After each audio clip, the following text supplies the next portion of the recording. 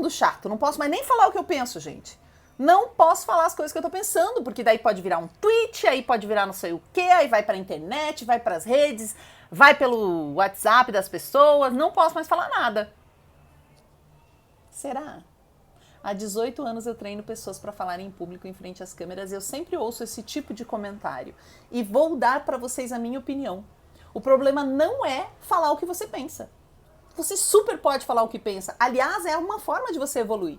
O máximo que pode acontecer quando você fala o que pensa é ser corrigida, ser corrigido. O problema é o que você pensa, não é você falar isso.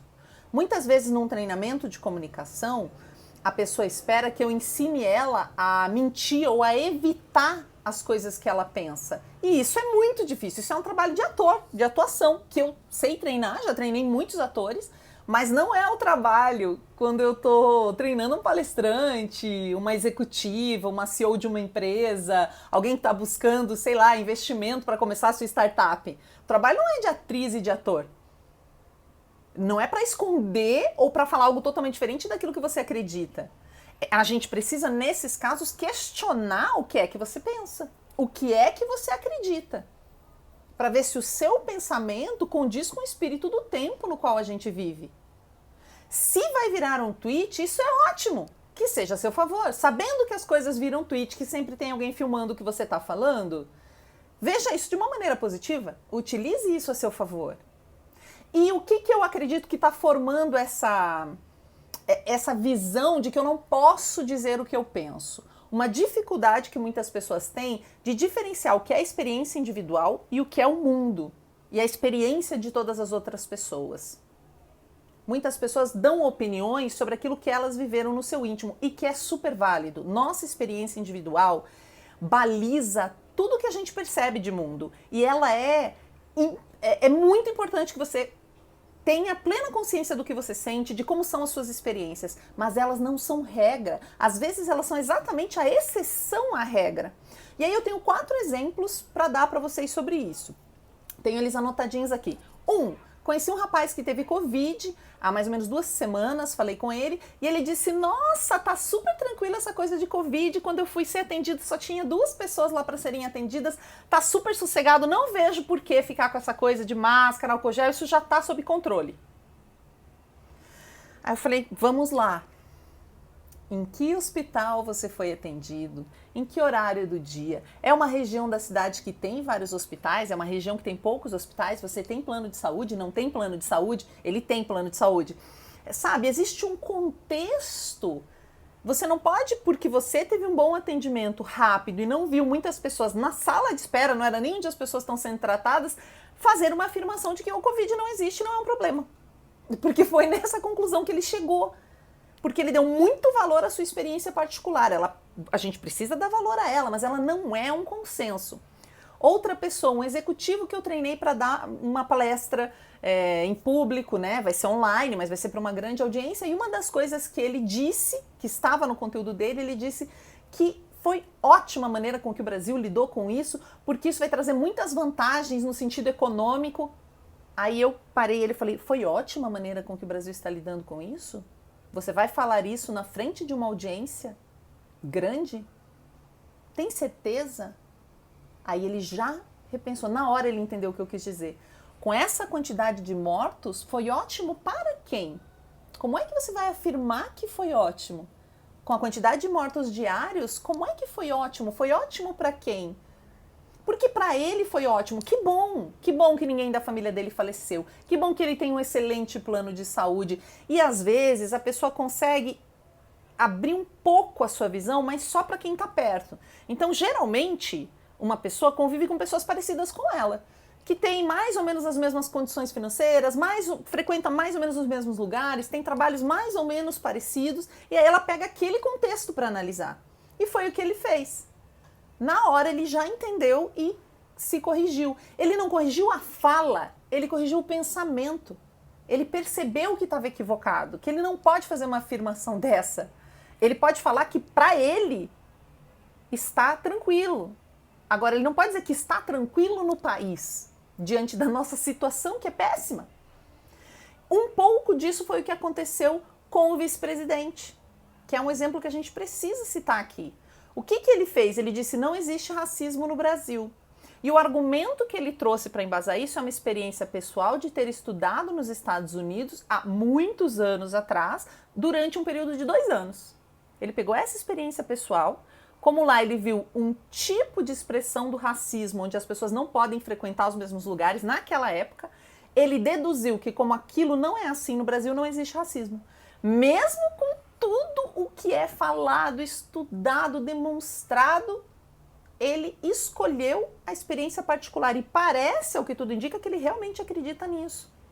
Então é uma falta de empatia, de visão de mundo, de habilidade de leitura de ambiente, de cenário. É um tipo de ignorância. Não adianta você ter todas as informações do mundo e não conseguir fazer essas conexões. Elas são necessárias, então não é sobre o que ele falou, é sobre o que ele pensa. Ele só disse o que ele pensa. O problema não é ele falar o que ele pensa. O problema é ele pensar assim. Porque se ele fala, às vezes, uma coisa absurda que ele pensa, ele tem uma oportunidade ali. A gente viu a representante do Nubank com uma oportunidade ali. Ela falou uma coisa que ela realmente pensava. Quando ela foi tentar se corrigir, ela repetiu e aí ficou evidente que realmente ela não dominava aquele assunto. E então eles foram se aprofundar e descobrir realmente do que se tratava e como fazer uma política diferente disso dentro da própria instituição.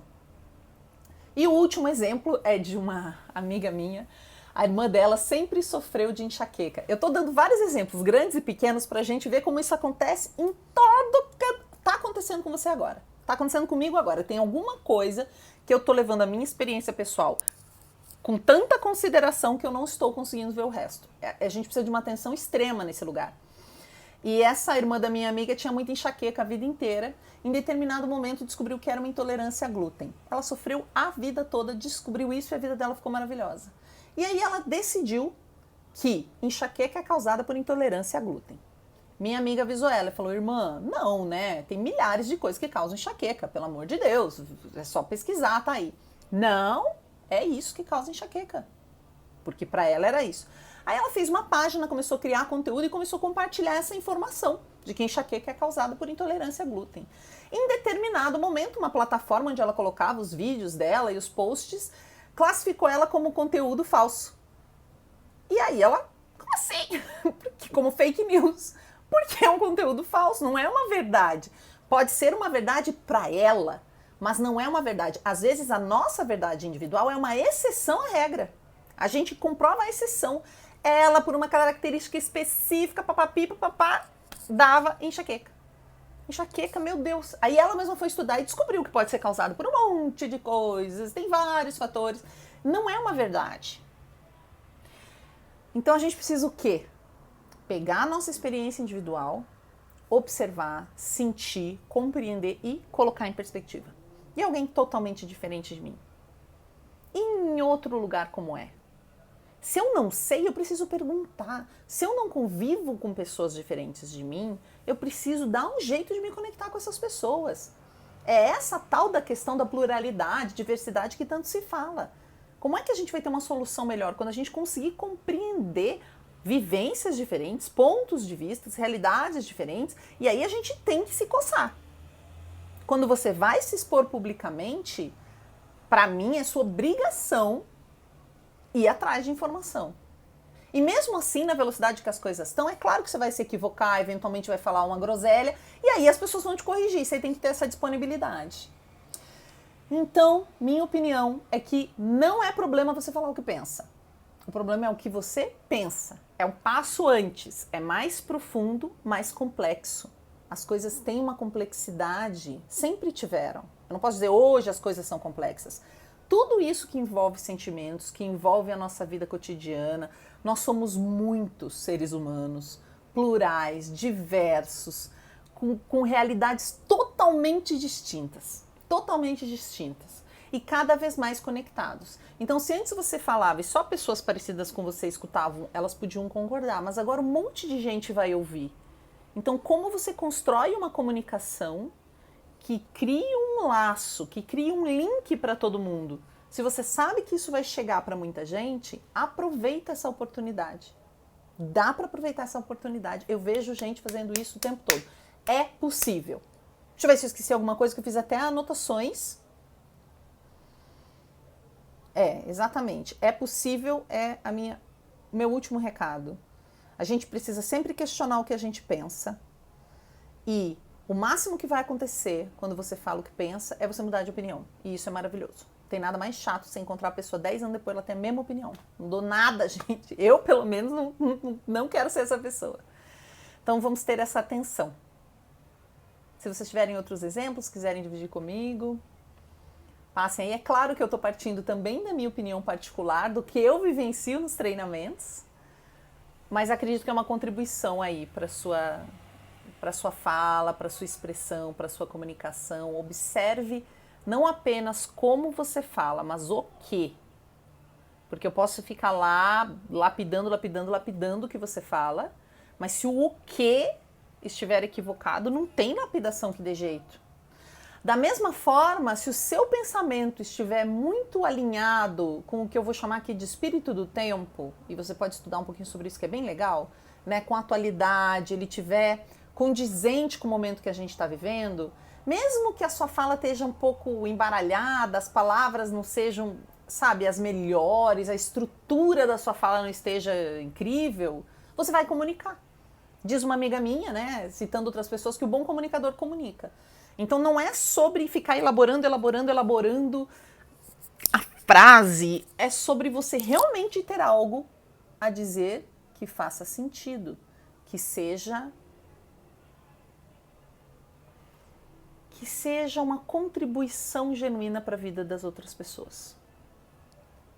Muita gente me pergunta, Sheili, como é que eu escolho um conteúdo, como que eu faço? O que dentro do que você quer dizer vai contribuir para a vida das outras pessoas? Escolhe por aí. Onde tem a maior contribuição? Ah, mas eu posto isso ou posto aquilo? Como eu escolho o que compartilhar? O que é que vai tornar a vida das pessoas melhor? Na sua opinião. Começa por aí. Há uma grande possibilidade de dar certo. Vamos conversar. Até!